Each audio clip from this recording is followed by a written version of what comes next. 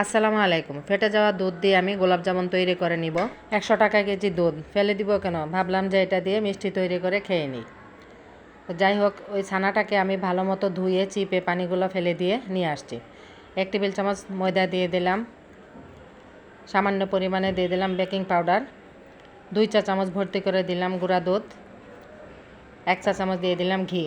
দিয়ে সবগুলো উপকরণকে একসাথে ভালো মতো মতে নিব। 10 মিনিট ধরে মতে নিতে হবে যাতে ডোটা একদম প্লেন হয়ে যায়। এখানে ডিমটা থেকে আমি মাত্র 1 চা চামচ ডিম দিয়ে দেব। ডিমটা দিয়ে আরও কিছুক্ষণ মতে নিব। এবার ঢাকনা দিয়ে ঢেকে রেখে দেব 10 মিনিটের জন্য। 10 মিনিট পরে আসলাম, এই যে দেখুন খুবই সুন্দর সফট হয়ে গিয়েছে। এবার হাতের তালুতে একটু ঘি মাখিয়ে নিয়ে ছোট ছোট করে আমি সবগুলো মিষ্টি তৈরি করে নিব। মিষ্টির সাইজটা আপনারা আপনাদের পছন্দ মতো নিতে পারেন। আমি এরকম আকৃতি করে নিয়েছি। কড়াইতে পরিমাণ মতো তেল দিয়ে হালকা গরম হয়ে আসলে মিষ্টিগুলো দিয়ে লাল লাল করে ভেজে নামিয়ে নিব। সবগুলো মিষ্টি আমার ভাজা হয়ে গিয়েছে। কালো জাম তৈরি করলে বা গোলাপ জাম তৈরি করলে কালারটা একটু ডিপ করে ভেজে নিতে হয়। এই যে দেখুন সবগুলো আমার ভাজা হয়ে গেছে। এবার নামিয়ে তারপর শিরাটা তৈরি করে নিব। শিরাটা তৈরি করার জন্য কড়াইটাতে আমি 1.5 কাপ পানি দিয়েছি আর 1 কাপ চিনি দিয়ে দেব।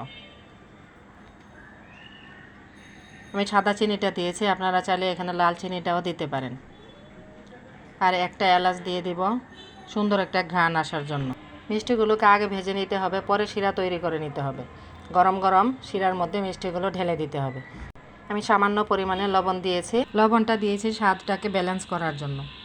বলক চলে আসলে ভেজে রাখা মিষ্টিগুলোকে দিয়ে 5 মিনিটের জন্য ঢেকে দিব। 5 মিনিট হাই হিটে ঢেকে রান্না করে নিলে মিষ্টিগুলো সুন্দরভাবে রসটাকে খেয়ে ফুলে যাবে। এই যে দেখুন ফুলে কেমন হয়েছে। আমার মিষ্টিগুলো দেখতে কেমন হয়েছে প্লিজ আপনারা কমেন্টে জানাবেন। আমার মিষ্টির রেসিপিটি যদি ভালো লেগে থাকে তাহলে প্লিজ আমার চ্যানেলটিকে লাইক, কমেন্ট, সাবস্ক্রাইব করে আমাকে সাপোর্ট করে যাবেন। যারা সাবস্ক্রাইব করেছেন তাদেরকে অসংখ্য ধন্যবাদ। যে উপরে গুঁড়া দুধ দিয়ে আমি মিষ্টিগুলোকে সার্ভ করে নিচ্ছিলাম, একটা কেটে দেখিয়ে দিচ্ছি কেমন হয়েছে। বাইরের কালারটা কেমন হয়েছে এবং ভেতরে একদম সফট হয়ে রসে টইটুম্বুর হয়ে গেছে। এই যে দেখুন ভেতরে একদম রসে ভরা, কোনো প্রকার ময়দার দলা নেই। ভিডিওটি আজ এ পর্যন্তই। পরবর্তীতে দেখা হবে অন্য কোনো ভিডিওতে।